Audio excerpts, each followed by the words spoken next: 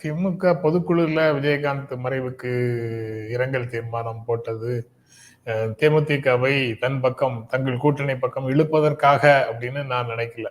திமுக இயல்பாக இந்த வேலைகளை செய்யுது. அதுல அரசியல் நோக்கத்திற்காக அவங்க செய்தாங்கன்னு நாம பார்க்க வேண்டிய அவசியம் இல்லை. ஏன்னா விஜயகாந்த் மறைவின் போதே பல பல விஷயங்களை அரசு உதவிகரமாக துணை நின்றது அவங்களுடைய எண்ணங்களுக்கு. அதனால அது எல்லாமே அரசியல் கால்குலேஷன்ல செய்யறாங்க அப்படின்னு சொல்ல முடியாது. அப்படி செய்யறது இவங்களுடைய பழக்கமும் இல்லை. நம்ம அதை நோக்கமாக இவர்கள் கொண்டிருக்க கூடும் அப்படின்னு பத்திரிகையாளர்கள், அரசியல் விமர்சகர்கள்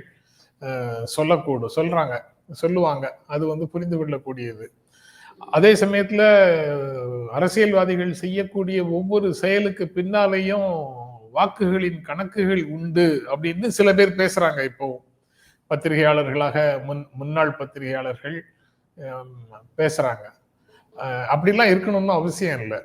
அதை பெரும்பாலும் அரசியல்வாதிகள் கவுண்டர் பண்றது இல்லையங்கிறதுனால அது ஒரு யாரும் மறுத்து பேசாததுனால அதெல்லாம் உண்மைகள் போல மக்கள் மத்தியில சேர்ந்துடுது.